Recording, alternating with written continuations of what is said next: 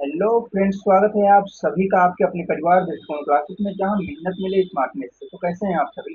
आशा करते हैं कि बहुत ही जानदार, शानदार और जबरदस्त होंगे और आप लोगों की पढ़ाई लिखाई, आप लोगों की तैयारी बहुत ही बेहतरीन तरीके से चल रही होगी।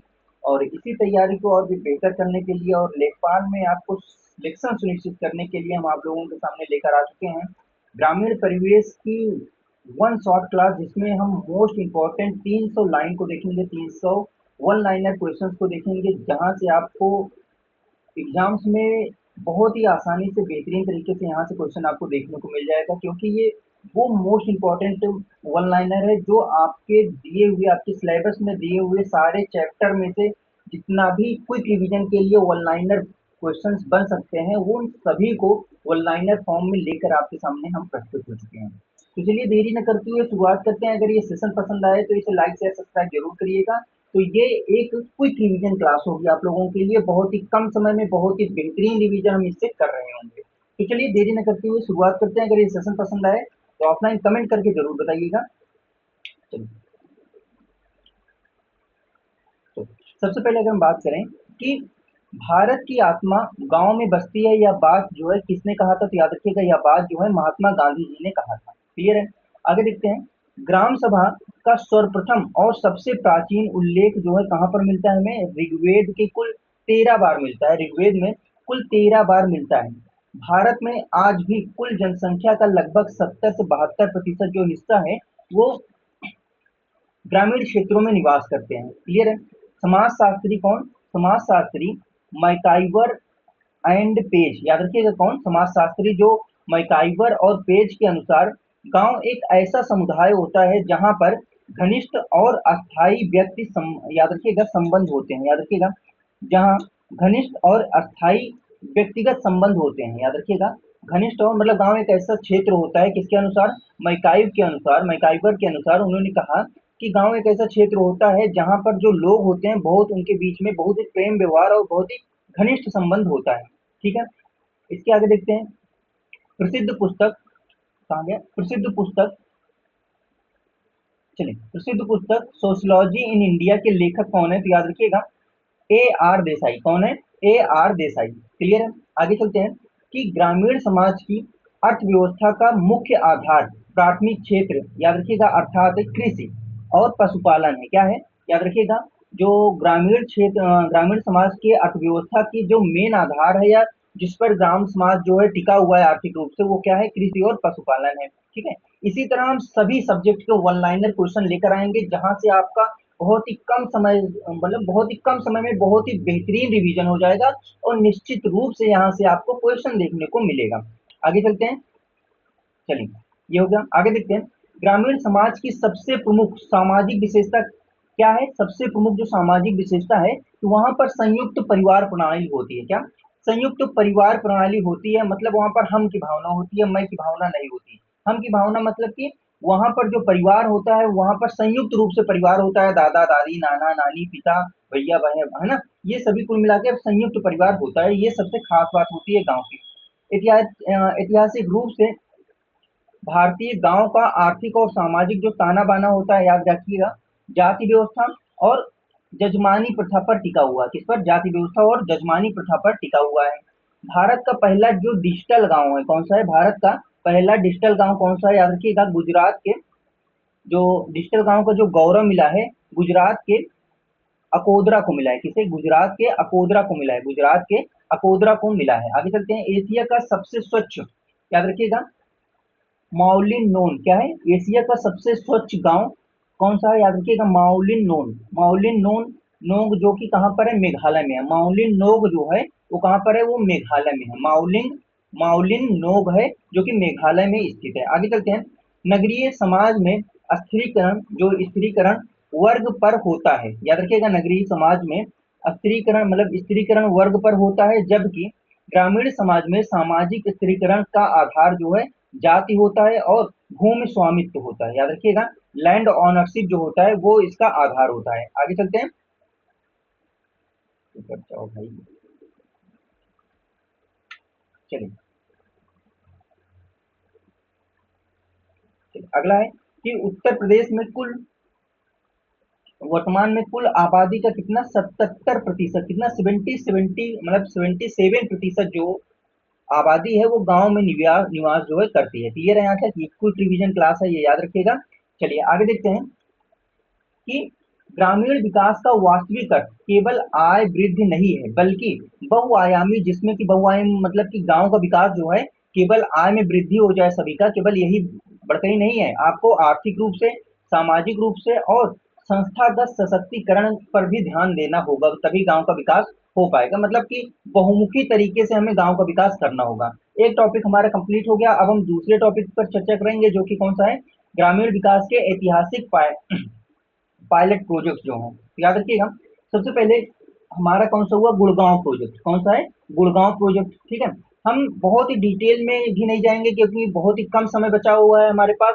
बहुत ही जो मोस्ट इंपॉर्टेंट चीज है, बिल्कुल क्रीमी लेयर वाली चीजें, वही हम डिस्कस करेंगे। ठीक है, याद रखिएगा।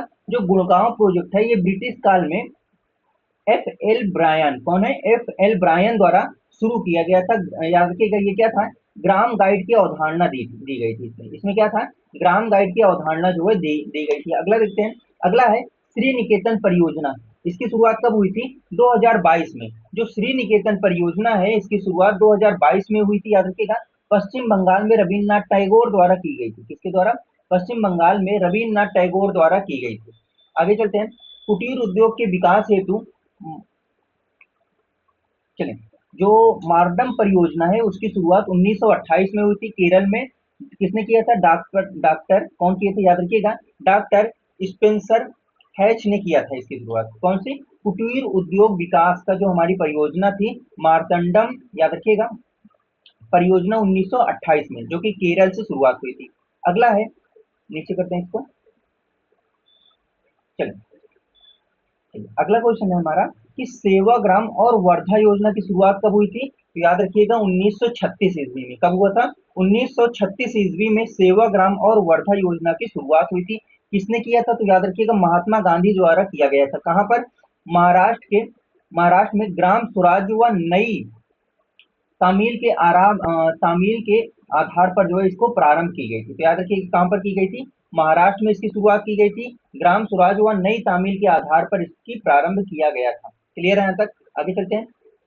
अगला है भारत में सामुदायिक विकास कार्यक्रम का अग्रदूत, याद रखिएगा कौन सा है? Etawah pilot project 1948। बहुत इंपॉर्टेंट हो जाता है आप लोगों के लिए इटावा पायलट प्रोजेक्ट। ये आप लोगों के लिए, ये क्वेश्चन नंबर जो 18 है, ये आप लोगों के लिए बहुत ही ज्यादा महत्वपूर्ण हो जाता है कि भारत में सामुदायिक विकास का जो कार्यक्रम था, सामुदायिक विकास कार्यक्रम का जो अग्रदूत था, वो इटावा पायलट प्रोजेक्ट 1948 को माना जाता है। क्लियर है? जिसे किसने? अल्बर्ट मेयर ने शुरू किया था। किसने? अल्बर्ट मेयर ने शुरू किया था। आगे चलते हैं। भारत में ग्रामीण ग्रामीण विकास का जो मील का पत्थर है, मतलब सामुदायिक विकास कार्यक्रम, क्या है? सामुदायिक विकास का कार्यक्रम की शुरुआत 2 अक्टूबर 1952 को हुई थी। क्या? सामुदायिक विकास कार्यक्रम की शुरुआत 2 अक्टूबर 1952 को हुई थी।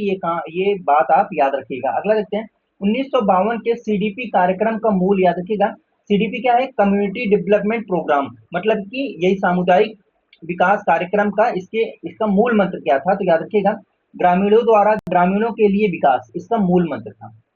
याद रहेगा। तब 1952 में, 2 अक्टूबर 1952 में सामुदायिक विकास कार्यक्रम की भी शुरुआत हुई थी। आगे चलते हैं। अगला है भारत सरकार द्वारा राष्ट्रीय विस्तार सेवा। भारत सरकार द्वारा राष्ट्रीय विस्तार सेवा एनईएस, मतलब नेशनल, याद रखिएगा, हमारा एरो क्वेश्चन नंबर 21। चलो ये रहा।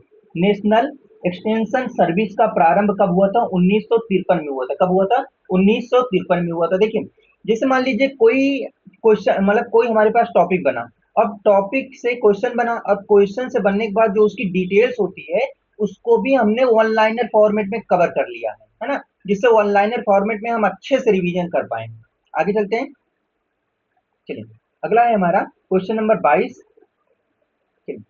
ग्रामीण विकास विभाग की स्थापना 1974 में हुई थी। कब हुई थी? 1974 ईस्वी में हुई थी, जिसे 1991 में स्वतंत्र ग्रामीण विकास मंत्रालय बनाया गया था। याद रखिएगा, बना दिया गया, याद रखिएगा।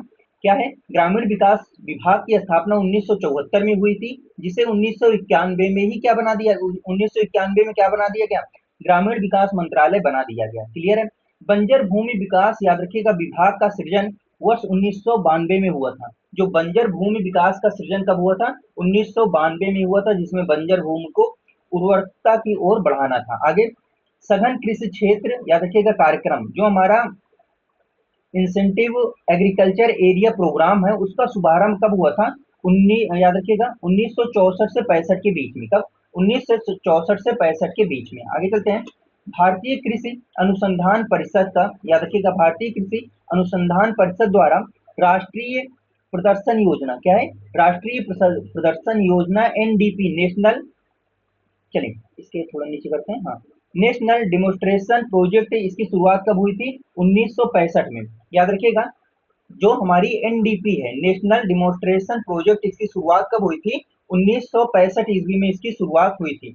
यकीन मानिए, इससे बेहतर आपको जो रिवीजन है, इससे बेहतर रिवीजन और कोई हो ही नहीं सकता, है ना।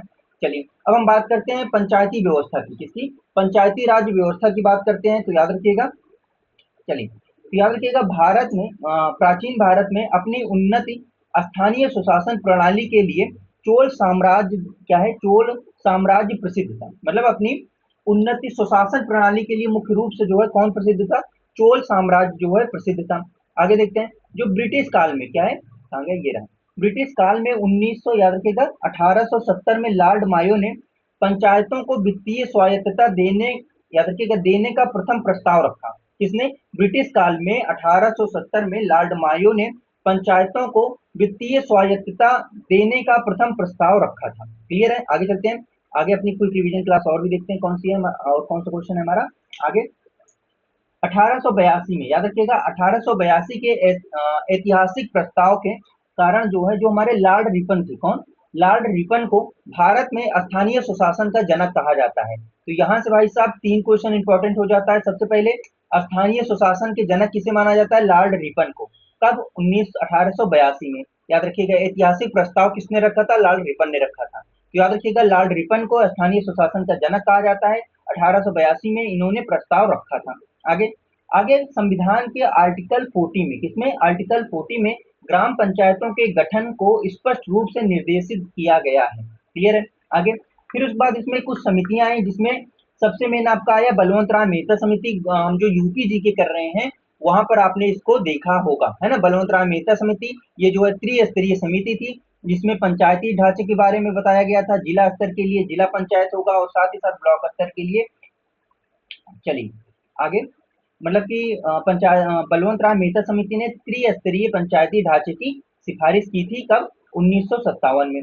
आगे देखते हैं, 2 अक्टूबर 1959 में। कब, 2 अक्टूबर 1959 में पंडित जवाहरलाल नेहरू ने नागौर जिले के, याद रखिएगा, राजस्थान के नागौर जिले में पहली बार पंचायती राज का शुभारंभ कर दिया था। कब, 1959 में। क्लियर है। आगे, पंचायती राज को अपने पूर्ण, याद रखिएगा, संपूर्ण राज्य में लागू करने वाला भारत का पहला राज्य कौन सा था, तो याद रखिएगा, जब पंचायती राज्य पूरे देश में लागू हुआ, और पूरे देश में लागू होने के बाद सबसे पहला राज्य उसे किसने अपनाया था, आंध्र प्रदेश ने अपनाया था।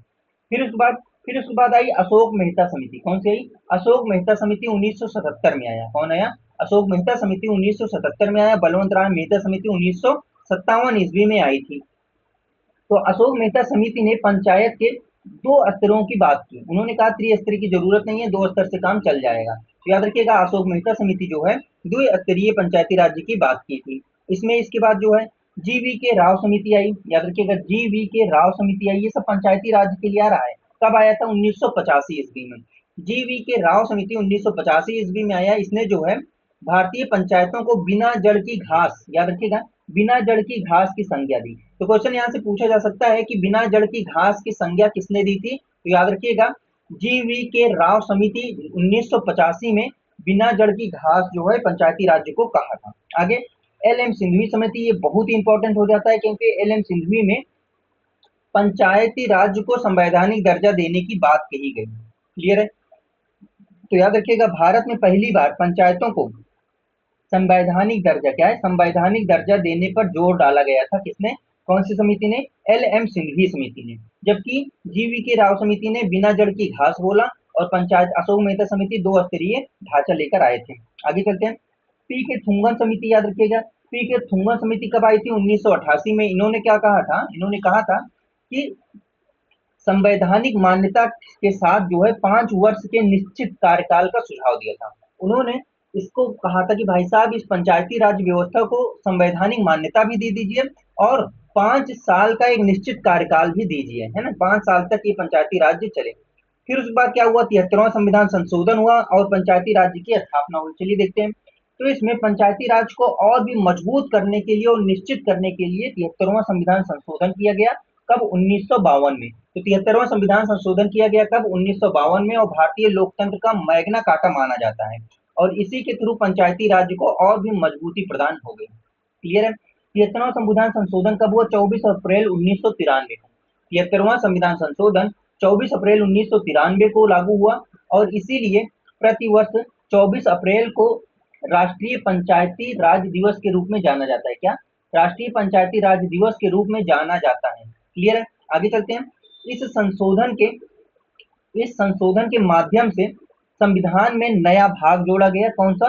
भाग 9। कौन सा जोड़ा गया? भाग 9 जोड़ा गया और अनुच्छेद जो है 243 से लेकर 243 ओ तक जोड़ा गया। क्लियर है? फिर उसके बाद क्या हुआ? इसमें 11वीं अनुसूची को जो ऐड किया गया और 11वीं अनुसूची में पंचायती राज का वर्णन किया गया और उसमें जो है 9 विषय के बारे में बताया गया कि पंचायती राज के अंदर जो है 9 विषय शामिल रहेंगे। आगे चलते हैं।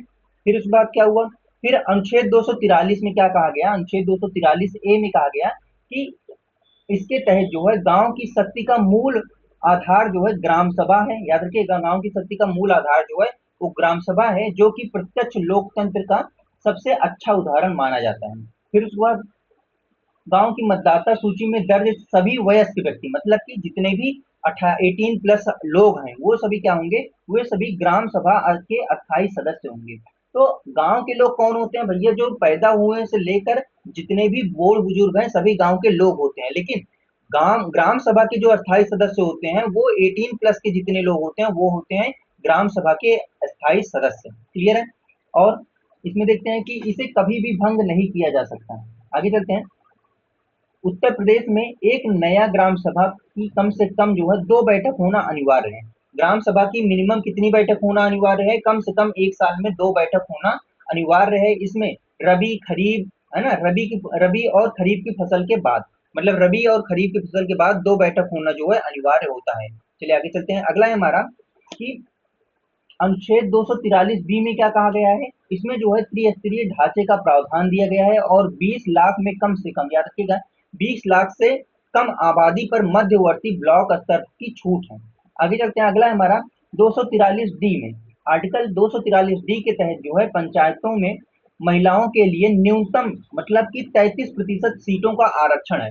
डी का मतलब क्या हुआ है? कि दे देना, और दे देना का मतलब क्या हुआ? 33% सीट जो है महिलाओं को दे दिया गया। तो डी मतलब दे दिया गया। तो अनुच्छेद 243 में जो है, याद रखिएगा, 33% सीट जो है महिलाओं के लिए आरक्षित है पंचायत में। आगे चलते हैं।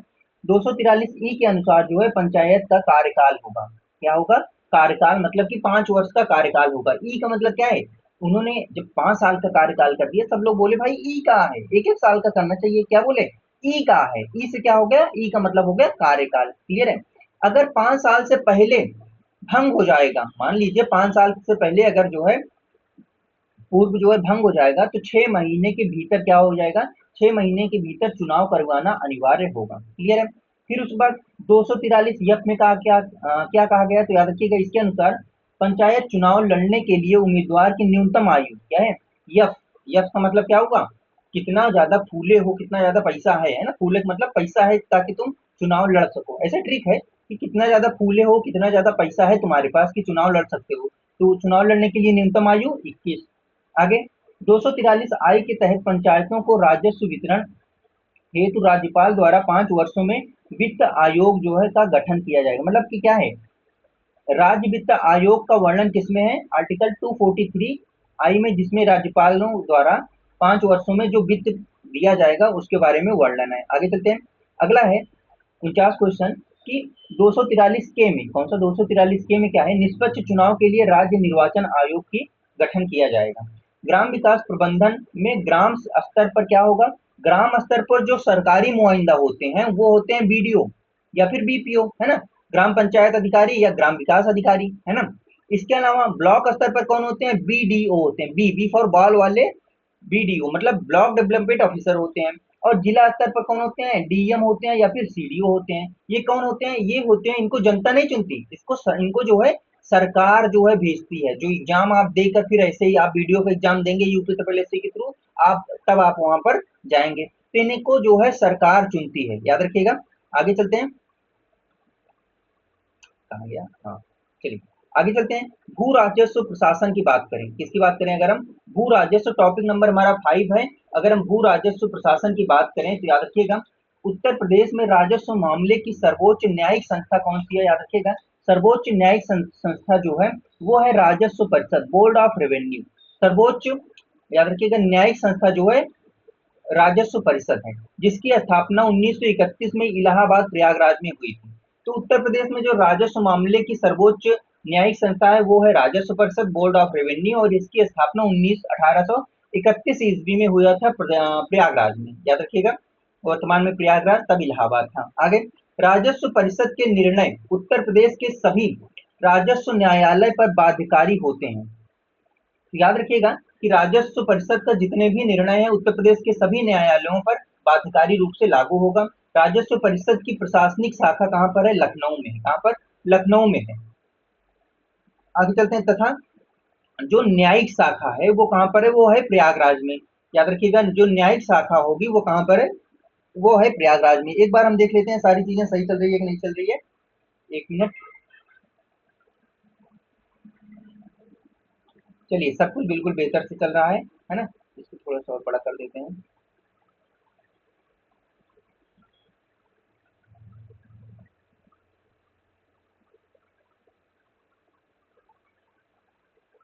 चलिए, तो थोड़ा सा और बड़ा हो गया, अब सही है।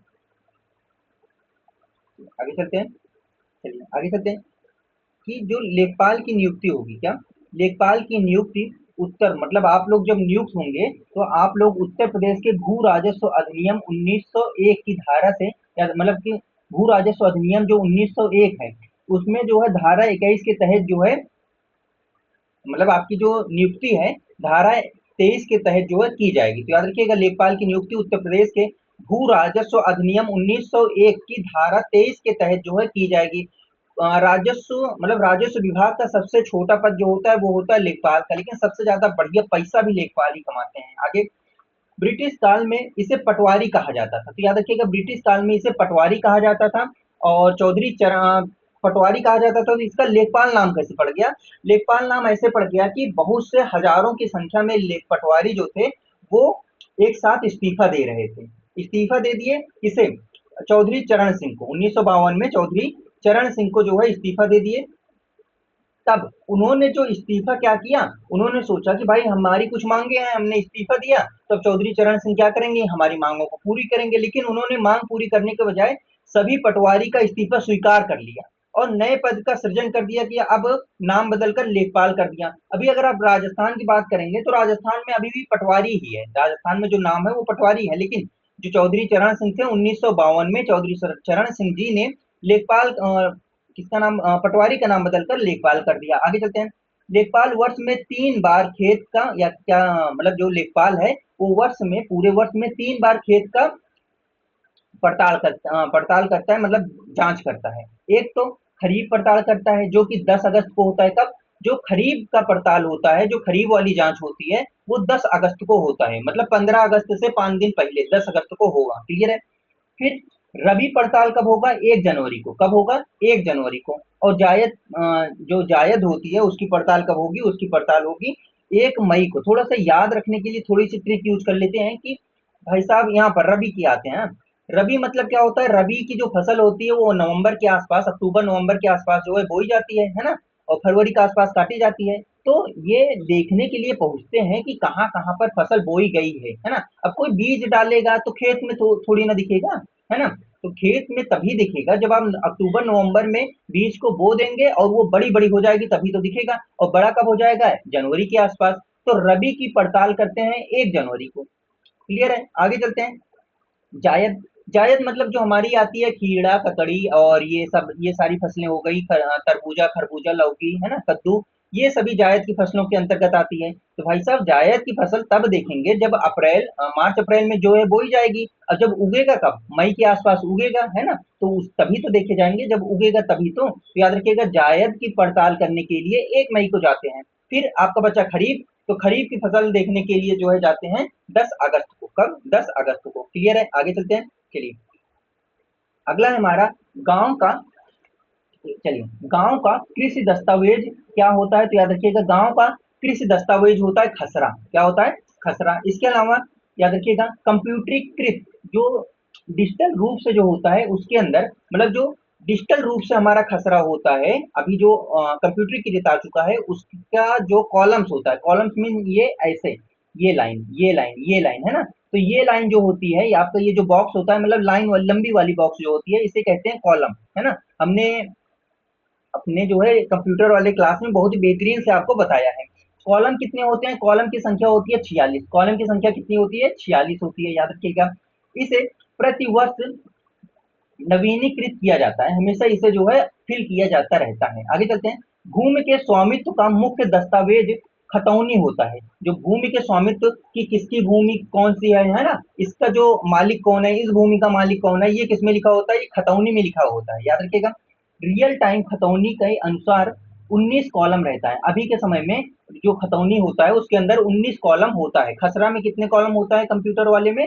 तो डिजिटल रूप से जो हमारा खसरा होता है उसके अंदर 46 कॉलम होते हैं, और खतौनी में कितना कॉलम होता है? 19 कॉलम होते हैं। आगे, अधिकार अभिलेख खतौनी को प्रत्येक 6 वर्ष में पूरी तरह से, याद रखिएगा, अपडेट किया जाता है। तो याद रखिएगा खतौनी को 6 वर्ष के अंदर जो है अपडेट किया जाता है। अब ये सजरा क्या होता है? तो याद रखिएगा जो गांव का नक्शा होता है, डिजाइन होता है, मतलब कि जो ना गांव का मैप होता है, कि भाई साहब कि रामलाल का खेत किधर है? इधर है ना, इसके अलावा फलाने का खेत किधर है? इधर है, खिलावन का खेत किधर है? 4 हाथ दूर पर है ना। तो ये जो होता है इसके लिए एक मैप बनाया जाता है, इसी मैप को सजरा कहा जाता है। क्या? तो याद रखिएगा, थोड़ा सा सजरा को हम ट्रिक से याद कर लेते हैं, बाकी दो जो है थोड़ा सा अलग है, तो हमें ऑटोमेटिक रिलेट कर जाएगा। तो याद रखिएगा जो सजरा है, सजरा मीन्स कि सजाना। अब हम क्या करेंगे, किसी के नाम को तो सजा नहीं पाएंगे, लेकिन किसी को अगर हमारा हमें मैप बनाना है तो खूब बढ़िया सजा के बना देंगे। ये हो गया घास, हरा हरा कलर कर दिए घास, तो ये हो गया खेत, और लाल कलर कर दिए तो ये हमारा क्या हो गया? ये हमारा मकान हो गया। तो हम क्या कर सकते हैं? मैप को सजा सकते हैं। तो सजाने से क्या हो गया? सजरा। तो याद रखिएगा सजरा पूरे गांव का एक विस्तृत नक्शा होता है, सभी लेखपाल के पास रहता है, और भविष्य में आपके पास भी निश्चित रूप से आने वाला है, जिस पर खेतों की, याद रखिएगा, चौहद्दी, रास्ते, तालाब, ये सभी क्या होते हैं? बने होते हैं। क्लियर है? चलिए, याद रखिएगा भूमि बिकने या हस्तांतरण पर खतौनी का मालिक का नाम बदलने की जो विधि प्रक्रिया होती है उसे दाखिल खारिज कहते हैं। क्या कहते हैं? दाखिल खारिज कहते हैं। जब आपके पास खूब सारा पैसा हो जाएगा, लेखपाल बन जाएंगे, धीरे धीरे सैलरी आ जाएगी, और जब आप जमीन खरीदेंगे, तब आप जमीन की जब रजिस्ट्री कराएंगे तो उसे क्या कहेंगे? भाई साहब दाखिल खारिज कब होगा, कि मतलब कि उनके नाम से आपके नाम पर जो ट्रांसफर होगा वो कब होगा। तो दाखिल खारिज मतलब कि भूमि जब एक दूसरे से खरीदा जाता है या बेचा जाता है, तो हस्तांतरण में क्या होता है? दाखिल खारिज किया जाता है। क्लियर है? आगे, आगे है किसान बही 1992 में। याद रखिएगा किसान बही जो योजना है 1992 में किसान के पास रहने वाली एक पासबुक है। इसे हमने शुरुआती में बताया है, कौन सी क्लास में? अपने उत्तर प्रदेश जीके में इसको बताया है किसान बही के बारे में। किसान बही में क्या होता है कि किसानों के पास एक एक पासबुक होती है, जैसे बैंक पासबुक, उस पे उसी तरह एक किसान बही पासबुक होता है। उसके अंदर उस व्यक्ति के पास, मान लीजिए राम खिलावन है, राम खिलावन के पास कितनी जमीन है उसी पासबुक के अंदर लिखा रहेगा, तो जिससे बहुत ही आसानी से उनकी जमीन की पैमाइश वगैरह की जा सकती है, उनके लिए योजना लाई जा सकती है। सरकारी रिकॉर्ड में खेतों का क्षेत्रफल सदैव हेक्टेयर में दर्ज, याद रखिएगा, दर्ज होता है, और 1 हेक्टेयर बराबर 1000 वर्ग मीटर होता है। तो यहाँ से ये लाइन याद रखिएगा, यहाँ से निकलने वाली प्रत्येक लाइन आप लोगों के लिए बहुत ही मोस्ट इंपॉर्टेंट है। देखिए हम भाई ये नहीं कह सकते कि हाँ 5 के 5 प्रश्न इसी पीडीएफ से मिल जाएगा, इसी प्रश्नों से मिल जाएगा, लेकिन नहीं, बहुत ही ज्यादा, मतलब कि एनालिसिस करने के बाद ये सारे क्वेश्चन आप लोगों के लिए लेकर आया गया है। क्लियर है? चलिए, सरकारी रिकॉर्ड में खेतों का क्षेत्रफल सदैव हेक्टेयर में दर्ज होता है। जितने भी सरकारी रिकॉर्ड्स होते हैं उसमें जो क्षेत्रफल का मतलब क्षेत्रफल होता है वो हेक्टेयर में दर्ज होता है। 1 हेक्टेयर बराबर 1000 वर्ग मीटर, मतलब 10,000 वर्ग मीटर होता है। 1 हेक्टेयर बराबर 10,000 वर्ग मीटर होता है। क्लियर है? तो ये हो गया हमारा टॉपिक नंबर 5 कंप्लीट। अब हम करेंगे टॉपिक नंबर अपना 6। तो याद रखिएगा टॉपिक नंबर 6 क्या है? तो टॉपिक नंबर 6 जो है हमारा, इसको कैंसिल कर देते हैं, ये होगा हाँ कि टॉपिक नंबर 6 है ई गवर्नेंस और योजना प्रबंधन। तो ई गवर्नेंस और योजना प्रबंधन की बात कर लेते हैं, इलेक्ट्रॉनिक गवर्नेंस की। तो याद रखिएगा ग्रामीण विकास योजना अब नीचे से ऊपर, मतलब बॉटम से ऊपर, बॉटम से अप, याद रखिएगा बनती है। ग्राम स्तर पर इसे जीडीपी, याद रखिएगा जीपीडीपी कहा जाता है, मतलब कि ग्राम पंचायत विकास योजना कहते हैं। मतलब ग्रामीण विकास योजनाओं क्या होती है, ग्रामीण विकास जो योजनाएं होती हैं वो नीचे से ऊपर की ओर होती है। नीचे से मतलब सबसे पहले निम्न स्तर को देखा जाता है, ध्यान में रखा जाता है, फिर उच्च स्तर को ध्यान में रखा जाता है। नीचे से ऊपर की ओर होता है जिसे जीपीडीपी कहा जाता है। आगे चलते हैं। ग्रामीण विकास प्रबंधन जो है ये जो है रीढ़ की हड्डी, याद रखिएगा बैकबोन है, खंड और ब्लॉक स्तर पर माना जाता है जहां बीडीओ काम करते हैं। तो ग्रामीण विकास प्रबंधन की रीढ़, याद रखिएगा ग्रामीण विकास प्रबंधन की रीढ़ की हड्डी मतलब ब्लॉक स्तर को माना जाता है जहां पर बीडीओ, मतलब जिसका सरकारी मुआइंदा कौन होते हैं, बीडीओ होते हैं, उसे माना जाता है। क्लियर है? आगे डीपीसी, डीपीसी के याद रखिएगा 4 सदस्य क्या है, डीपीसी के जो हमारी जिला योजना, अच्छा ये रहा हाँ, ग्रामीण और शहरी योजना के, याद रखिएगा ग्रामीण और शहरी योजना को समेकित करने हेतु जिला योजना समिति, याद रखिएगा मतलब कि ग्रामीण और शहरी दोनों योजनाओं को समेकित करने के लिए जिला जिला योजना समिति बनाई गई है। क्या बनाया गया है? जिला योजना समिति बनाई गई है। मतलब मतलब कि डीपीसी जिला योजना समिति बनाई गई है। अनुच्छेद किसमें? अनुच्छेद 243, इसमें पंचायती राज्य है। 243 जेड डी में, किसमें? 243 जेड डी में जो है जिला योजना समिति बनाई गई है, जिसमें ग्रामीण और शहरी योजना क्या होंगे? समेकित होंगे। क्लियर है? डीपीसी के 4 से 5 सदस्य, याद रखिएगा जिला पंचायत और नगर पालिकाओं के निर्वाचित सदस्यों से, याद रखिएगा निर्वाचित सदस्यों से ही चुने जाते हैं। तो लगभग 4 से 5 सदस्य जो है वो जिला पंचायत और नगर पालिका से चुने जाते हैं। जिला स्तर पर विकास योजनाओं के क्रियान्वयन के लिए उसके मुख्य संस्था कौन सी है? ग्राम, याद रखिएगा जिला ग्राम विकास अभिकरण, याद रखिएगा जिला ग्राम विकास अभिकरण जो है मुख्य संस्था मानी जाती है। आगे चलते हैं। अगला है हमारा, चलिए अगला है कि ग्राम पंचायतों का 100% वित्तीय लेन देन अब ई ग्राम, याद रखिएगा स्वराज में पोर्टल के माध्यम से ऑनलाइन किया जाता है। तो मतलब ग्राम पंचायतों का जो 100% लेन देन है, 100% लेन देन जो है वो ई ग्राम स्वराज से, मतलब ई ग्राम स्वराज एक पोर्टल है, एक समझ लीजिए वेबसाइट का पोर्टल है, वहां से ऑनलाइन माध्यम से किया जाता है। क्लियर है? मनरेगा के कार्यों में पारदर्शिता हेतु ग्राम सभा की समिति द्वारा सामाजिक अंकेक्षक करना कानूनी रूप से अनिवार्य है। मतलब कि हमारी जो मनरेगा है वो किस तरह से चल रही है, पहले ये नरेगा थी, फिर ये मनरेगा बनी, अब जो है ये बीबीजी की राम जी बन चुकी है ना? तो ये सही से चल रही है कि नहीं, इसका निरीक्षण करने के लिए सामाजिक अंकेक्षक करना कानूनी रूप से बहुत ही अनिवार्य है ना? कि सभी को किराया, सभी को भत्ता मिल रहा है कि नहीं है, सभी के लिए काम मौजूद है कि नहीं है, क्या काम हुआ है ना? आगे चलते हैं। इसरो द्वारा विकसित भुवन पंचायत क्या है? इसरो द्वारा विकसित भुवन पंचायत पोर्टल पर ग्राम विकास कार्यों की जियो ट्रैकिंग जो है फोटो अपलोड करना अनिवार्य है। तो याद रखिएगा इसरो ने एक पोर्टल को विकसित किया था, इसरो ने जो है एक एप्लीकेशन मान लीजिए विकसित किया था भुवन पंचायत, जिसपे क्या था कि ग्राम विकास, जितने भी ग्राम विकास हुए हैं उनका ट्रैक करके फोटो अपलोड करना अनिवार्य होता है। आगे चलते हैं। चलिए अगला हमारा कि मिशन अंत्योदय। तो मिशन अंत्योदय क्या है? तो याद रखिएगा मिशन अंत्योदय जो है सर्वेक्षण के तहत ग्राम पंचायतों को 0 से 100 के बीच स्कोर देकर, याद रखिएगा 0 से 100 के बीच स्कोर देकर विकास की कमियों को मापा जाता है। तो याद रखिएगा मिशन अंत्योदय, इसमें जो है सर्वेक्षण करके ग्राम पंचायत को 0 से लेकर 100 के बीच जो है नंबर दिया जाता है और उनके बीच के जो गैप है, जो विकास की कमियां हैं, उनको जो है एनालिसिस किया जाता है। आगे उत्तर प्रदेश में खसरा खतौनी को पूरी तरह से कंप्यूटरीकृत कर भूलेख पोर्टल पर उपलब्ध कराया गया है। तो आपको भूलेख पोर्टल पर सारे खतरा खतौनी, कौन खेत किसका नाम है, कौन सा जगह किसके नाम पर है ना? तो इसके पर मतलब ये सारी चीजें आपको भूलेख पोर्टल पर मिल जाएगी। क्लियर है? आगे देखते हैं। अगला है हमारा कि ग्राम अनुसंधान, अगला हमारा चैप्टर है चैप्टर नंबर 7, ग्राम अनुसंधान, PRA उपकरण एवं डेटा संकलन। तो याद रखिएगा, आगे बात करते हैं कि ग्राम विकास शोध का मुख्य लक्ष्य सरकारी योजनाओं हेतु साक्ष्य आधारित नीतियां निर्माण करना। तो ये जो हमारा ग्राम विकास शोध है, इसका मेन आइडिया क्या है, इसका मेन लक्ष्य क्या होता है कि बिल्कुल प्रमाण के साथ नीति का निर्माण करना। भारतीय कृषि अनुसंधान परिषद की स्थापना 16 जुलाई 1929 को हुई थी। कब? भारतीय कृषि अनुसंधान परिषद की स्थापना 16 जुलाई 1929 को हुई थी। कहां पर हुई थी? दिल्ली में हुई थी, याद रखिएगा। जिसके पदेन अध्यक्ष कौन है? कृषि मंत्री हैं। जिसके पदेन अध्यक्ष कौन है? कृषि मंत्री हैं। तो याद रखिएगा, भारतीय कृषि अनुसंधान परिषद की जो स्थापना है 16 जुलाई 1929 को हुई थी, और इसके याद रखिएगा नई दिल्ली में स्थित है, जिसके पदेन अध्यक्ष कृषि मंत्री हैं। आगे चलते हैं, अधिकारियों के क्षमता निर्माण हेतु राष्ट्रीय ग्रामीण विकास एवं पंचायती राज संस्थान, याद रखिएगा कहां पर स्थित है? ये स्थित किया गया है हैदराबाद में। तो अधिकारियों के क्षमता निर्माण के लिए, मतलब उन्हें और भी ट्रेनिंग देकर और भी बेहतर बनाने के लिए, क्षमता निर्माण के लिए राष्ट्रीय ग्रामीण विकास एवं पंचायती राज संस्थान बनाया गया है। कहां पर? हैदराबाद में बनाया गया है। पहला कृषि विज्ञान केंद्र जो है, याद रखिएगा पोंडुचेरी में खुला है। कहां पर?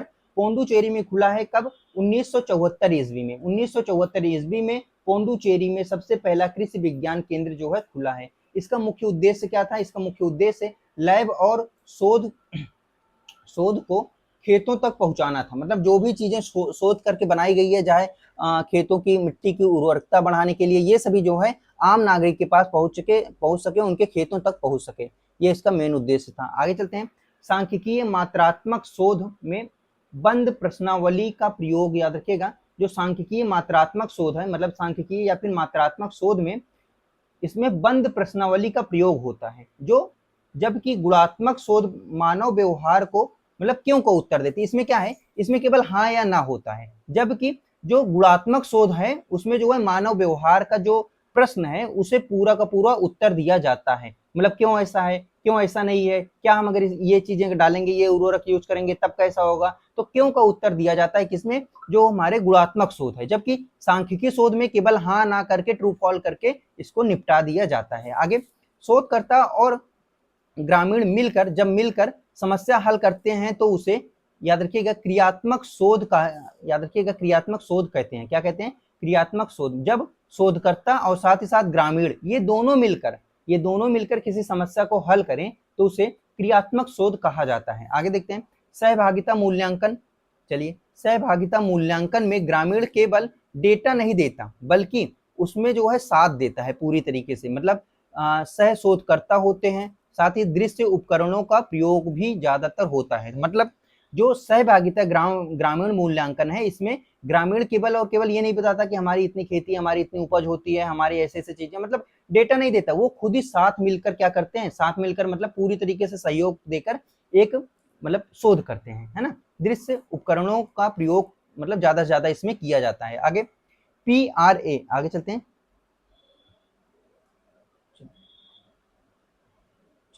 PRA के सामाजिक मानचित्र उपकरण में, याद रखिएगा, सामाजिक मानचित्र उपकरण में ग्रामीण स्वयं जमीन पर रंगोली, चाक या फिर गांव का नक्शा बनाकर सुविधाएं दर्शाते हैं, है ना। तो किसमें? PRA में। आगे चलते हैं, गांव की 50 से 100 वर्षों की ऐतिहासिक घटनाओं को, जैसे बाढ़ हो गया, अकाल हो गया, है ना, जितने भी ऐतिहासिक घटना है गांव की, उसे कालानुक्रम के अनुसार विश्लेषण रेखा समय, याद रखिएगा ये रहा समय रेखा उपकरण से होता है। तो याद रखिएगा, जो गांव की 150 से लेकर 100 वर्षों को जितने भी ऐतिहासिक घटनाएं हैं, जैसे कुछ भी, चाहे वो पॉजिटिव हो चाहे नेगेटिव, तो उसे कैसे किया जाता है? उसे रेखा उपकरण से किया जाता है, समय रेखा उपकरण से किया जाता है ना, ग्राफ वगैरह बनाकर। आगे चलते हैं, चलिए अगला, वेन डायग्राम क्या है? तो याद रखिएगा, वेन डायग्राम, चलिए वेन डायग्राम या इसे कहते हैं चपाती मैप। क्या है? चपाती मैपिंग कहा जाता है। गांव की विभिन्न संस्थाओं के प्रभाव और आपसी संबंधों को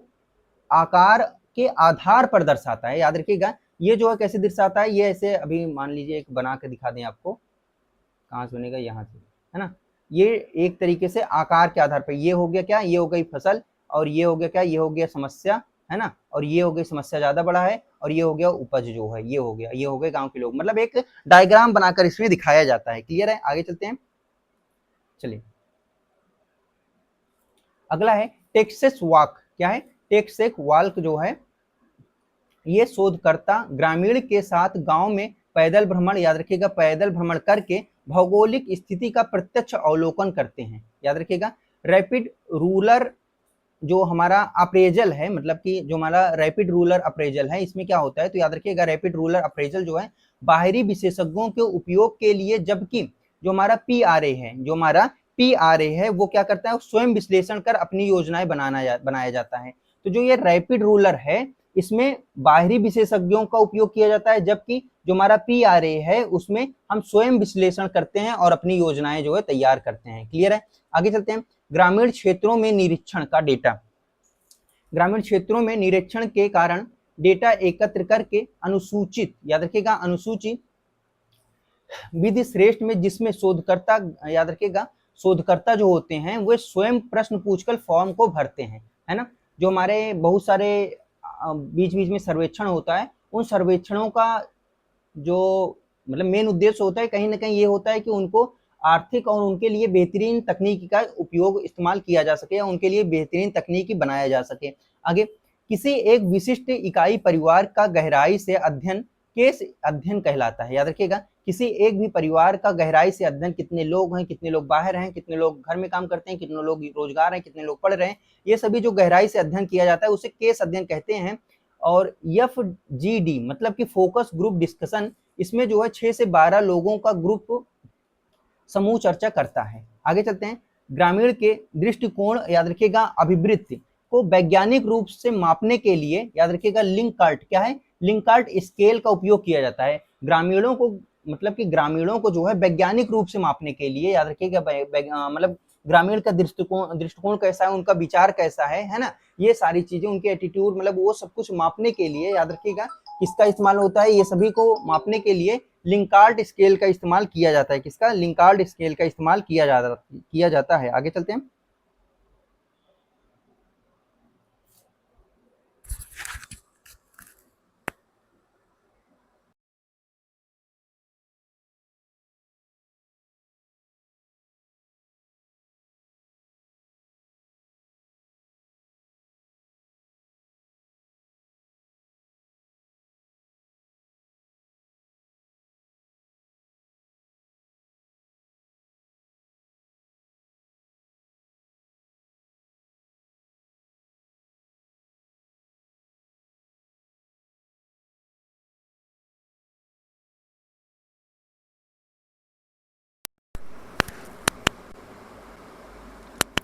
चलिए कुछ टेक्निकल प्रॉब्लम था, सही हो गया होगा। चलिए आगे, भूमि सुधार का इतिहास की अगर हम बात करें तो भूमि सुधार के लिए क्या क्या हमारे बीच में चुनौतियां रही, क्या क्या चैलेंजेस आए, उन सभी के बारे में बात करते हैं। तो याद रखिएगा ग्रामीण भूमि सुधार का संवैधानिक आधार संविधान का अनुच्छेद, याद रखिएगा किसमें, 39 में है। किसमें? भूमि सुधार का जो संवैधानिक आधार है वो आर्टिकल 39 में है, जो संसाधनों के न्यायपूर्ण वितरण को निर्देश, याद रखिएगा निर्देश देता है। आगे चलते हैं। तो जमींदारी प्रथा जो अस्थाई बंदोबस्त को 1993 में, कब, 1993 में लॉर्ड कॉर्नवालिस द्वारा बंगाल, बिहार, उड़ीसा, कहां पर जमींदारी प्रथा जो है, जो जमींदारी प्रथा है मतलब जो अस्थाई बंदोबस्त है, उसको 1993 में लॉर्ड कॉर्नवालिस द्वारा बंगाल, बिहार और उड़ीसा में लागू किया गया था, है ना। कितने? लगभग 19% भूभाग पर लागू किया गया था। जमींदारी प्रथा जो है हमारी स्थायी बंदोबस्त जमींदारी प्रथा जो है में कृषि से वसूले गए लगान का 10/11% जो हिस्सा है, याद रखिएगा ब्रिटिश सरकार को, और 1/11 हिस्सा जो है जो जमींदार होते थे उनका मिलता था। मतलब जो जमींदारी प्रथा होती थी उसमें कृषकों से जो भी लगान वसूला जाता था, टैक्स वसूला जाता था डायरेक्ट रूप से, तो उसमें 10%, 11 हिस्सा किसका होता था, वो होता था ब्रिटिश का, है ना, और 1/11 हिस्सा होता था जमींदारी का। ठीक है। आपने रैयतवाड़ी प्रथा के बारे में सुना होगा, तो रैयतवाड़ी प्रथा जो है 1820 में थॉमस मुनरो द्वारा मुद्रित की गई थी। याद रखिएगा उनके द्वारा मुद्रित आदि लागू की गई थी। तो मतलब किसके द्वारा? थॉमस मुनरो के द्वारा जो है लागू की गई थी रैयतवाड़ी प्रथा। तो क्वेश्चन है कि रैयतवाड़ी प्रथा किसके द्वारा लागू की गई थी? तो थॉमस मुनरो के द्वारा, और 1820 में, याद रखिएगा, यह सर्वाधिक 51% भूभाग पर, याद रखिएगा, ये जो है 51% भूभाग पर थी जहां किसान सीधे सरकार को वोट देते थे। तो याद रखिएगा, ये जो है, जो रैयतवाड़ी प्रथा, ये जो था, ये जो है 51% भूभाग पर होता था। आगे महलवाड़ी प्रथा की बात करें तो महलवाड़ी प्रथा, याद रखिएगा, थोड़ा सा चलते ऊपर, हाँ, महलवाड़ी प्रथा जो है 1822 में, कब, 1822 में, याद रखिएगा, हॉल्ट मैकेंजी, कौन, हॉल्ट मैकेंजी द्वारा लागू किया गया था, और ये जो है 30% भाग पर हुआ था। कितने प्रतिशत भाग पर, 30% भाग पर लागू हुआ था महलवाड़ी प्रथा। इसमें राजस्व निर्धारण पूरे गांव के आधार पर होता था, मतलब राजस्व निर्धारण जो है उनकी कृषि के आधार पर नहीं, उनके गांव के आधार पर होता था। आगे उत्तर प्रदेश, मतलब जो संयुक्त प्रांत था, तो उसकी राजस्व प्रणाली ऐतिहासिक रूप से महलवाड़ी प्रथा पर आधारित थी। किस पर, महलवाड़ी प्रथा पर आधारित थी। स्वतंत्रता के पश्चात जो है, याद रखिएगा, स्वतंत्रता के पश्चात, हाँ, स्वतंत्रता के पश्चात प्रारंभिक भूमि सुधार मुख्य रूप से, याद रखिएगा, कुमारप्पा, क्या है, कुमारप्पा जो है समिति 1949 में, कब, 1949 की सिफारिशों पर आधारित थी। मतलब स्वतंत्रता के बाद जो प्रारंभिक भूमि सुधार मुख्य रूप से कुमारप्पा समिति पर आधारित थी। याद रखिएगा, किस पर, कुमारप्पा की जो सिफारिशें होती थी उन पर आधारित थी। कब हुआ था, 1949 में। आगे चलते हैं, उत्तर प्रदेश की जमींदारी विनाश और भूमि व्यवस्था अधिनियम 1950 में पारित हुआ और 1 जुलाई 1952 में पूरे राज्य में लागू हो गया था। तो याद रखिएगा, उत्तर प्रदेश में जमींदारी विनाश और भूमि व्यवस्था अधिनियम जो है 1950 में पारित हुआ। कब, 1950 में पारित हुआ और 1 जुलाई 1952 में पूरे देश में लागू हो गया, पूरे राज्य में जो है लागू हो गया था। आगे चलते हैं, चलिए आगे चलते हैं। अगला है हमारा, किसान के बिखरे हुए खेतों को एक जगह से, मतलब एक जगह करने के लिए चकबंदी, यूपी में 1974 में क्या हुआ था, चकबंदी लाई गई थी।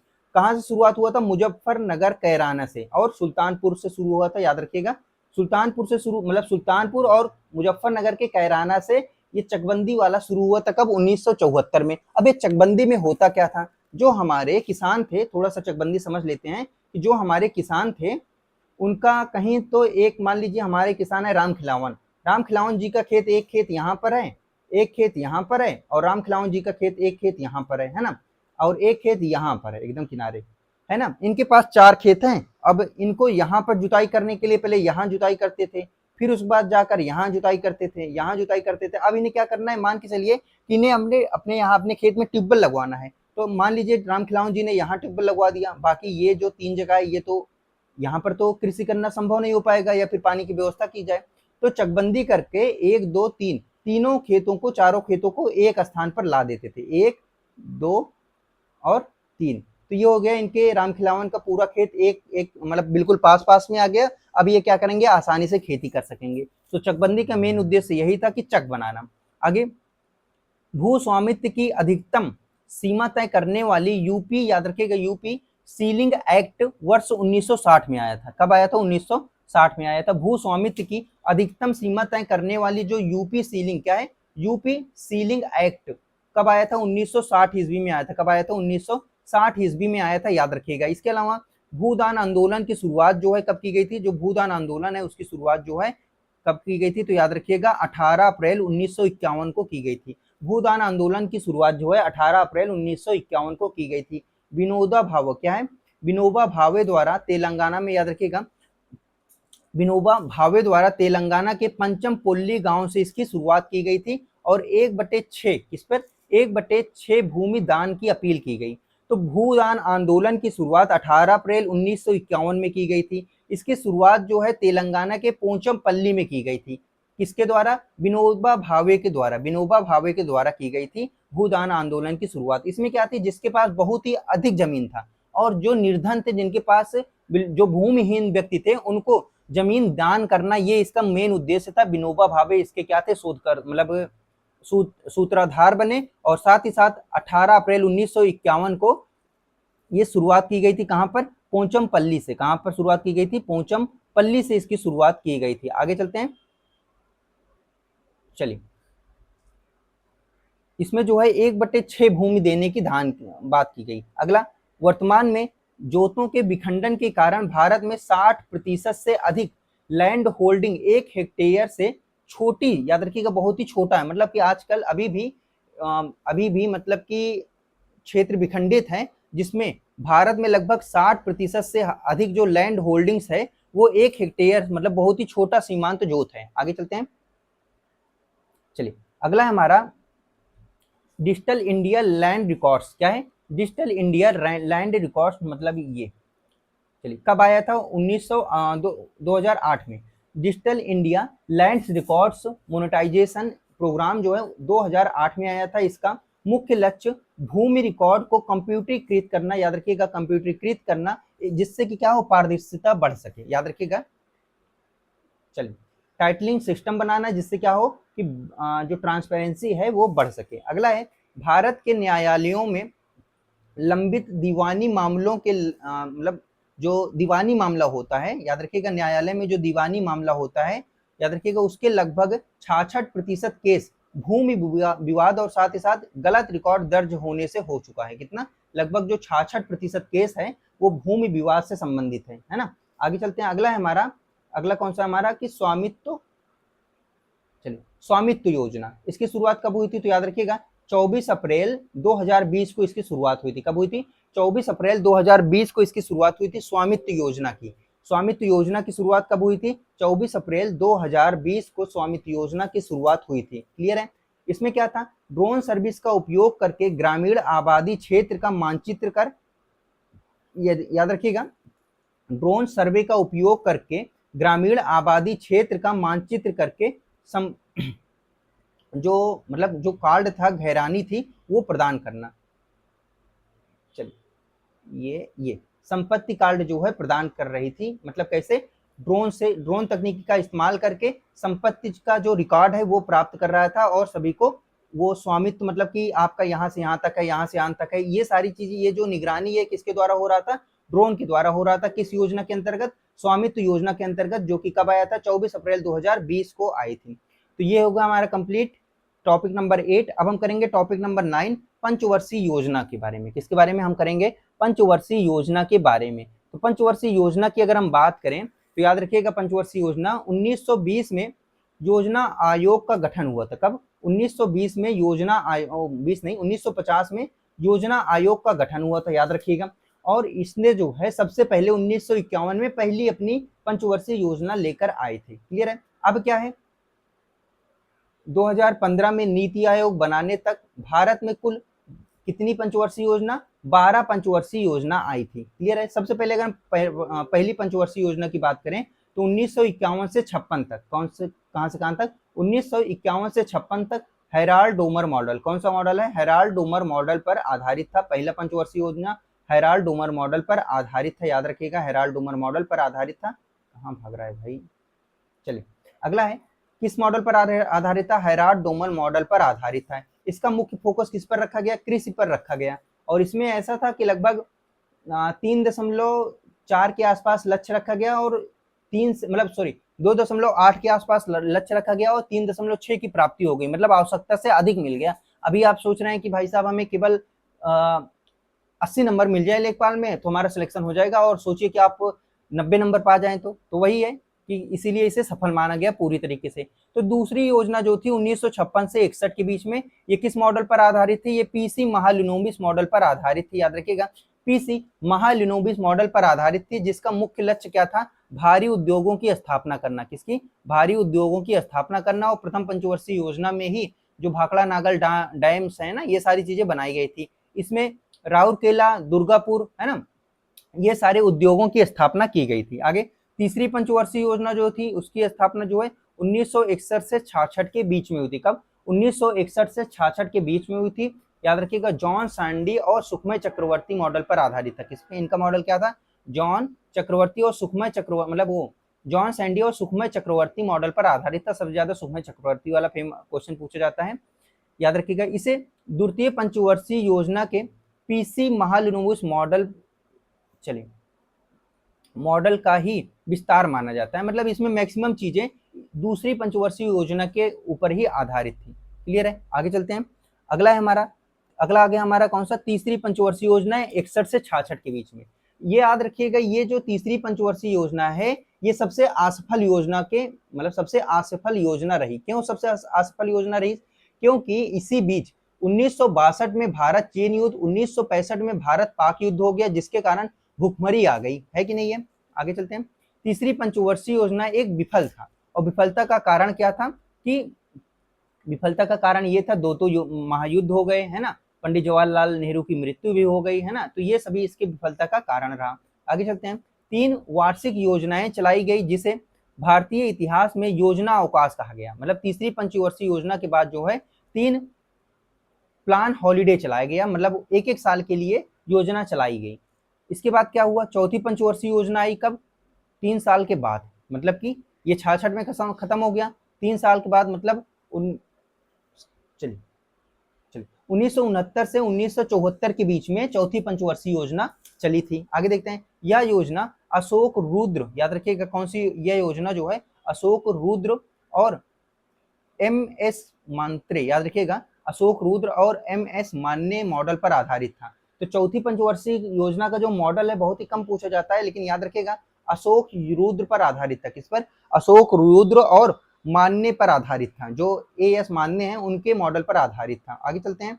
ये जो है इस योजना में राज्यों को केंद्रीय सहायता और संसाधनों के आवंटन के लिए डी.आर. गॉडगिल, क्या है? डी.आर. गॉडगिल, याद रखिएगा डी.आर. गॉडगिल को अपनाया गया। इसे याद रखिएगा, इसलिए इसे जो है अक्सर गॉडगिल योजना भी कहा जाता है। तो गॉडगिल योजना किसे कहा जाता है? आपकी चौथी पंचवर्षीय योजना के बाद, जो कि अवकाश के बाद आई थी, पहले अवकाश के बाद आई थी, उसे गॉडगिल योजना भी कहा जाता है। क्या कहा जाता है? गॉडगिल योजना भी कहा जाता है। क्लियर है यहाँ तक? आगे चलते हैं। आगे भाई साहब आगे चलो, चलिए आगे चलते हैं। अगला है डीपी धर मॉडल। कौन सा है? डीपी धर मॉडल। तो याद रखिएगा डीपी धर मॉडल, याद रखिएगा पांचवी पंचवर्षीय योजना जो है हमारी 1974 से, याद रखिएगा 79 तक, 1974 से 79। चलिए ये किस मॉडल पर आधारित था? ये जो है डीपी धर मॉडल पर आधारित था। किस पर? डीपी धर मॉडल पर आधारित था। गरीबी हटाओ का जो नारा दिया गया था वो पांचवी पंचवर्षीय योजना में दिया गया था। पांचवी से याद रख लीजिए, पांचवी से याद रख लीजिएगा पंच, और जितने भी गरीब थे उनको पंच मारा जा रहा था। क्या मारा जा रहा था? पंच मारा जा रहा था। तो पंच से हो गया पांचवी पंचवर्षीय योजना। तो किसे मारा जा रहा था? जितने भी गरीब थे उन्हें पंच मारा जा रहा था। तो याद रखिएगा पांचवी पंचवर्षीय योजना 1974 से। चलिए आगे चलते हैं। इसमें जो है गरीबी हटाओ का नारा दिया गया था।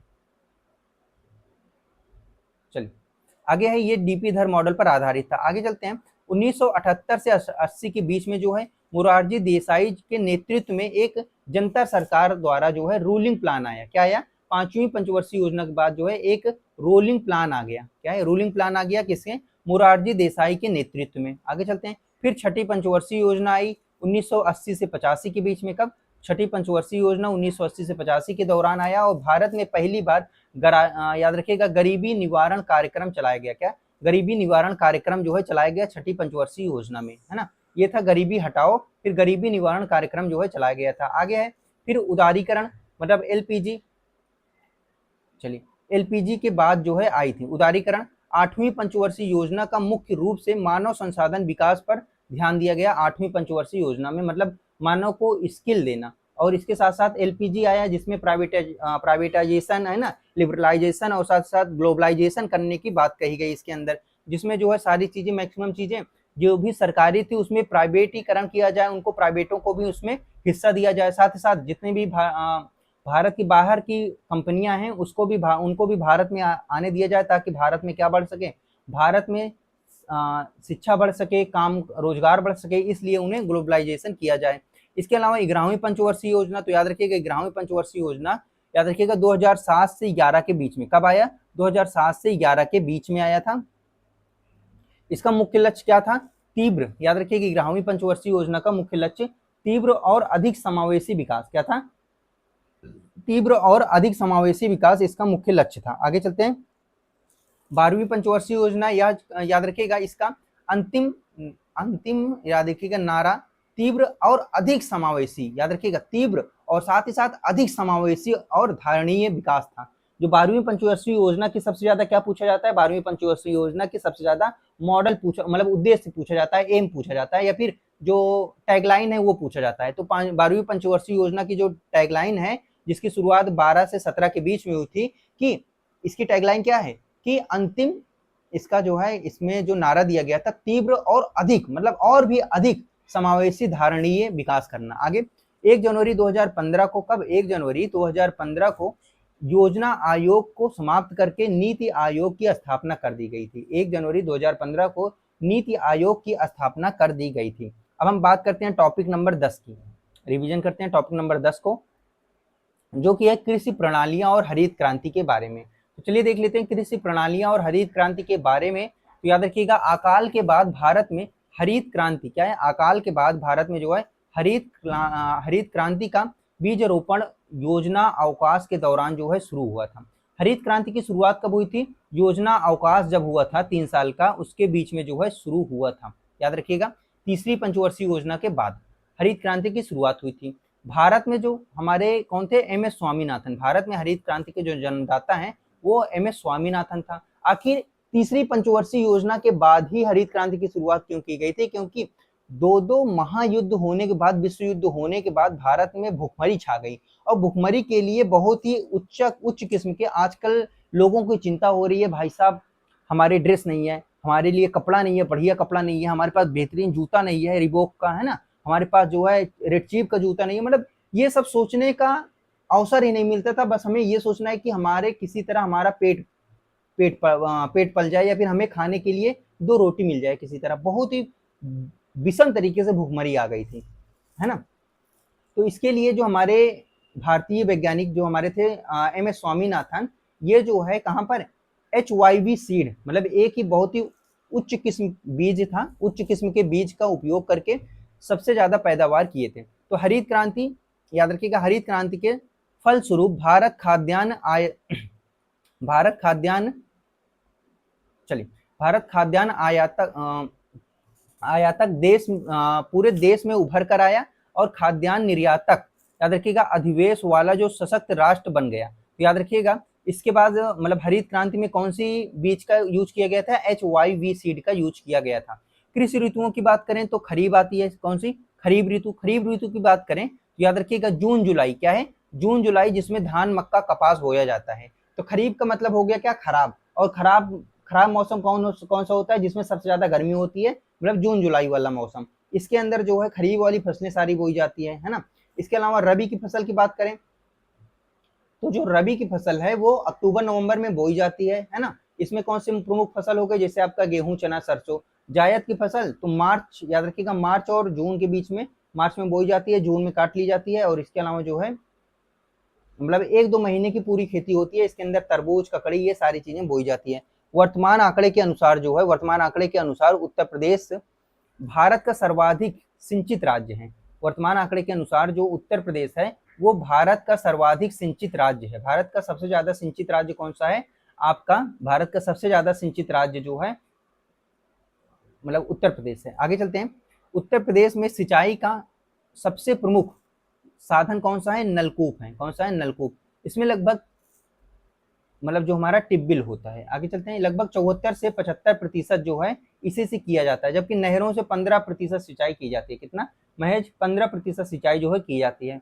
उत्तर प्रदेश की सबसे लंबी नहर, याद रखिएगा कौन सी नहर है, तो उत्तर प्रदेश की सबसे लंबी नहर शारदा नहर है। कौन सी है, शारदा नहर है। बुंदेलखंड क्षेत्र में तालाब, झीलें सिंचाई के लिए अधिक प्रचलित हैं। तो बुंदेलखंड के क्षेत्रों में तालाब और झीलें सिंचाई के लिए अधिक प्रचलित है, क्योंकि उस वहां पर जो है कंकड़ पत्थर पठारी क्षेत्र है। मतलब जो हमारा बुंदेलखंड वाला क्षेत्र है, बुंदेलखंड, बघेलखंड, ये पठारी क्षेत्र होता है, जहां पर नलकूप लगाना संभव नहीं हो पाता। आगे चलते हैं। अगला है, चलिए अगला है किसान मंत्रालय द्वारा शुरू किए गए किसान पायलट योजना। याद रखिएगा, किसान पायलट कार्यक्रम का मुख्य उद्देश्य, याद रखिएगा, फसल बीमा का वितरण। क्या था, किसान पायलट जो कार्यक्रम था उसका मुख्य उद्देश्य क्या था, किसान मतलब फसल बीमा कार्यक्रम, मतलब फसल बीमा का वितरण करना। क्लियर है। आगे चलते हैं। लास्ट हमारा 11 टॉपिक, लास्ट नहीं है, 11वां टॉपिक हमारा ये है, ऐतिहासिक रोजगार और विकास कार्यक्रम कौन से शुरुआत किए गए। तो चलिए ऐतिहासिक रोजगार एवं विकास कार्यक्रम के बारे में हम बात करते हैं। याद रखिएगा, करों के शुद्ध आयामों के वितरण हेतु प्रथम वित्त आयोग का गठन कब किया गया था? 1951 में। तो प्रथम वित्त आयोग का गठन पंचवर्षीय योजना के साथ 1951 में इसकी स्थापना की गई थी। तो प्रथम वित्त आयोग का गठन कब किया गया था? 1951 में की गई थी। ग्रामीण क्षेत्रों में स्वच्छ पेयजल हेतु त्वरित, याद रखिएगा, ग्रामीण क्षेत्रों में स्वच्छ पेयजल हेतु त्वरित ग्रामीण जलपूर्ति कार्यक्रम, याद रखिएगा, ये जो बहुत ही रिसेंटली जलपूर्ति कार्यक्रम जो है 1972-73 में शुरू हुआ। कब? 1972-73 में शुरू हुआ। आगे सूखाग्रस्त क्षेत्र कार्यक्रम जो है, याद रखिएगा, सूखाग्रस्त क्षेत्र कार्यक्रम सूखा से बचाव और विकास के लिए 1973 में प्रारंभ हुआ। सूखाग्रस्त क्षेत्र कार्यक्रम 1973 में प्रारंभ हुआ, सूखा से बचाव के लिए 1973 में प्रारंभ हुआ। मरुस्थलीय रोकने के लिए, मरुस्थलीकरण रोकने हेतु भूमि, याद रखिएगा, मरुभूमि क्या है? मरुभूमि विकास कार्यक्रम की शुरुआत हुई। मरुभूमि विकास कार्यक्रम की शुरुआत हुई 77 से 78 में, 1977-78 में शुरुआत हुई, जिससे पर्यावरण संतुलन जो है बना रहे। आगे चलता है। आगे हमारा कि ग्रामीण टिकाऊ संपत्ति निर्माण हेतु, याद रखिएगा, ग्रामीण टिकाऊ संपत्ति निर्माण हेतु काम के बदले अनाज वाला जो कार्यक्रम है कब चलाया गया था?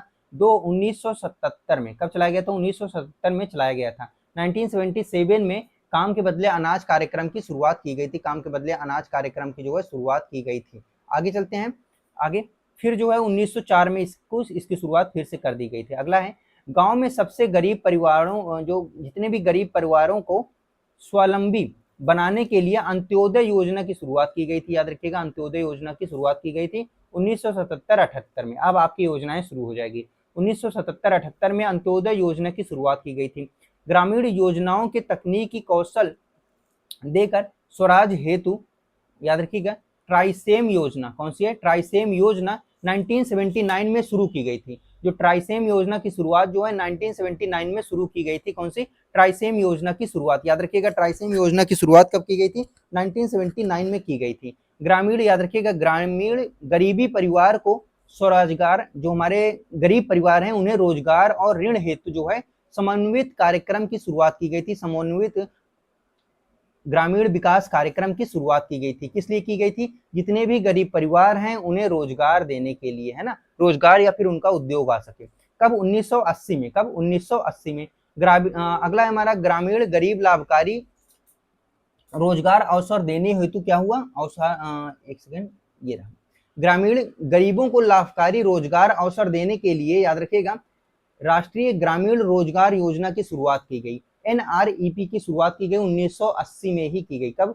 1980 में ही की गई। तो याद रखिएगा, ग्रामीणों को रोजगार देने के लिए राष्ट्रीय ग्रामीण रोजगार योजना की शुरुआत की गई 1980 में, इसकी शुरुआत की गई थी। याद रखिएगा। आगे चलते हैं।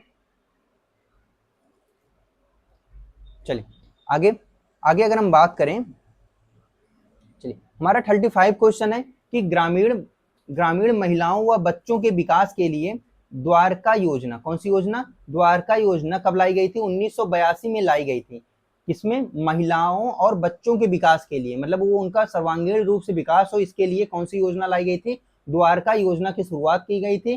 कब की गई थी? 1982 में। 1982 में द्वारका योजना की शुरुआत की गई थी। बहुत ही जल्द योजनाओं के ऊपर जितनी भी योजनाएं हैं, एक तरफ योजनाएं और दूसरी तरफ वो उनका लॉन्चिंग कब हुआ, वो कब बनाए गए थे, और उसके बाद क्या होगा, उसके बाद बहुत ही बेहतरीन तरीके से उनका उद्देश्य क्या है, ये पूरा का पूरा जो सेशन है हम लेकर आने वाले हैं। पूरा कंप्लीट योजना, लगभग 150 से 200 योजना हम करेंगे बहुत ही बेहतरीन तरीके से।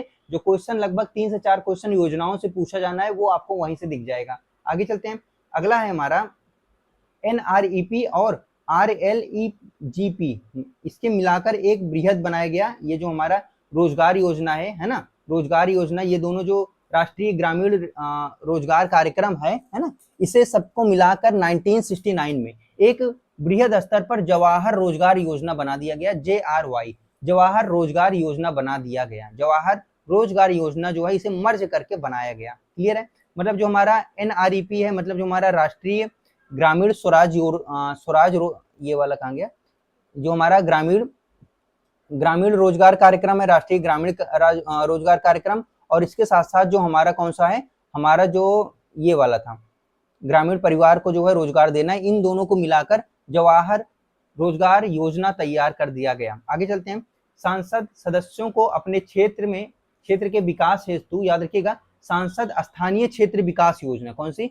सांसद स्थानीय क्षेत्र विकास योजना शुरू की गई थी। कब? याद रखिएगा 1953 में। कब? 1953 में। इसमें 5 करोड़ जो है 5 करोड़ वार्षिक, चलिए देखते हैं कि सारी चीजें सही चल रही है नहीं। 1 मिनट, चलिए सब कुछ बढ़िया चल रहा है।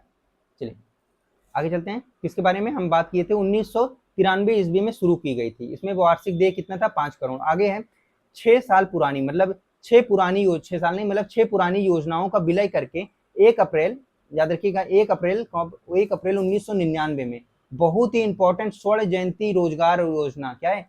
स्वर्ण जयंती स्वरोजगार योजना की शुरुआत कर दी गई थी। याद रखिएगा डेट बहुत इंपॉर्टेंट, 1 अप्रैल 1999 में जितने लोग पैदा हुए हैं, है ना, जितने लोग 1 अप्रैल मतलब जितने लोग 1999 में उनका जन्म हुआ है, वो सभी जिनका जिस मंथ में हुआ है उसे भूल जाएंगे, लेकिन ये डेट जरूर याद रखेंगे, 1 अप्रैल। तो 1 अप्रैल 1999 में स्वर्ण जयंती ग्राम रोजगार स्वरोजगार योजना की शुरुआत हुई थी। याद रखिएगा बहुत इंपॉर्टेंट है। और 6 पुरानी योजनाओं को मिलाकर इसकी शुरुआत की गई थी। 6 रोजगार वाली योजनाओं को मिलाकर इसकी शुरुआत की गई थी। क्लियर है? आगे चलते हैं। बेरोजगारों के लिए, चलिए बेरोजगारों के लिए अवसरों के सृजन हेतु, याद रखिएगा जवाहर ग्राम समृद्धि योजना की शुरुआत हुई थी। कब? 1 अप्रैल 1999 को। कब? 1 अप्रैल 1999 को ग्राम, चलिए ये क्या था? ये था स्वर्ण जयंती ग्राम स्वराज रोजगार योजना। ये क्या है? ये है जवाहर ग्राम समृद्धि योजना। 1 अप्रैल 1999 को इसकी शुरुआत हुई थी। आगे चलते हैं। अगला है खाद्यान्न व रोजगार सुनिश्चित करने हेतु, याद रखिएगा संपूर्ण ग्रामीण रोजगार योजना की शुरुआत कब हुई थी? 25 सितंबर 2001 को। कब? 25 सितंबर 2001 को। तो याद रखिएगा खाद्यान्न किस लिए? खाद्यान्न और रोजगार को सुनिश्चित करने के लिए, खाद्यान्न और रोजगार को सुनिश्चित करने के लिए संपूर्ण ग्रामीण रोजगार योजना की शुरुआत की गई थी। कब? 25 सितंबर 2001 में इसकी शुरुआत की गई थी। कब? 25 सितंबर 2001 में इसकी शुरुआत की गई थी। क्लियर है यहाँ तक? आगे चलते हैं। अगला है हमारा बेसहारा वृद्धों, क्या है? बेसहारा वृद्धों व निर्धनों, याद रखिएगा बेसहारा वृद्धों व निर्धनों को खाद्यान्न उपलब्ध कराने के लिए अन्नपूर्णा योजना की शुरुआत की गई थी। जितने भी निर्धन थे, जितने भी बूढ़ बुजुर्ग थे, उन्हें खाद्यान्न उपलब्ध कराने के लिए अन्नपूर्णा योजना की शुरुआत की गई थी। और इसके अलावा अंत्योदय अन्न योजना की भी शुरुआत की गई थी 2000 में। कब? 2000 में इसकी शुरुआत की गई थी। आगे पेयजल समस्या समाधान हेतु स्वजल धारा, क्या है? स्वजल धारा जो है कार्यक्रम कब आया था? 2002 में शुरू किया गया था। केंद्र सरकार एवं स्थानीय समुदायों के स्वामित्व में है। याद रखिएगा केंद्र सरकार एवं स्थानीय समुदायों के स्वामित्व में है। पेयजल समस्या समाधान हेतु स्वजल धारा कार्यक्रम की शुरुआत 2002 में हुई थी। जो हमारा स्वजल धारा कार्यक्रम है, इसकी शुरुआत 2002 में हुई थी, जो केंद्र सरकार एवं स्थानीय समुदायों के स्वामित्व में है। आगे चलते हैं। जल संग्रहण या वर्षा जल संचयन और या फिर जो इसके अलावा हमारा वृक्षारोपण है, इसके लिए हरियाली योजना आई थी। कौन सी योजना? हरियाली योजना आई थी। किसके लिए? जल संग्रहण के लिए। इसके अलावा जो वर्षा जल है उसको उसके संचयन के लिए, उसको बढ़िया बचाया जाए, और साथ ही साथ वृक्षारोपण किया जाए, इसके लिए हरियाली योजना आई थी। कब? 2003 में हरियाली योजना आई थी। 2003 में हरियाली योजना आई थी। ग्रामीण क्षेत्रों में शहरी सुविधा देने के वाला, याद रखिएगा ग्रामीण क्षेत्रों में शहरी सुविधा देने वाला पूरा मॉडल, याद रखिएगा जितना भी पूरा मॉडल है 2003 में। कब? 2003 में डॉक्टर APJ अब्दुल कलाम द्वारा किया गया था। याद रखिएगा जो हमारा पूरा मॉडल है, कौन सा? ग्रामीण क्षेत्रों को शहरी सुविधा प्रदान करने के लिए एक मॉडल बनाया गया था, एक योजना चलाई गई थी, पूरा मॉडल। ये जो पूरा मॉडल है ये 2003 में चलाई गई थी, APJ अब्दुल कलाम के द्वारा दिया गया था ये मॉडल का। चलिए ये मॉडल दिया गया था। आगे चलते हैं। अगला है हमारा SGSY का पुनर्गठन, याद रखिएगा। चलिए ग्राम स्वराज योजना, जो स्वर्ण जयंती ग्राम स्वराज योजना है, इसकी जो पुनर्गठन जून 2011 में हुआ था। याद रखिएगा जून 2011 में SHG आधारित राष्ट्रीय ग्रामीण आजीविका मिशन, क्या है? राष्ट्रीय ग्रामीण आजीविका मिशन की शुरुआत किया गया था। कब? 2011 में SHG मतलब राष्ट्रीय ग्रामीण आजीविका मिशन, इसके तहत जो है शुरुआत किया गया था। आगे देखते हैं।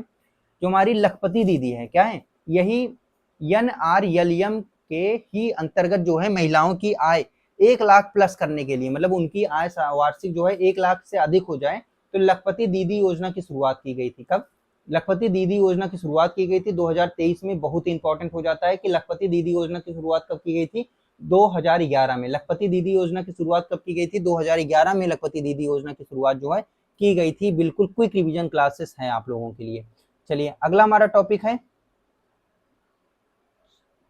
चलिए 11 टॉपिक हो गए हैं कंप्लीट आपके।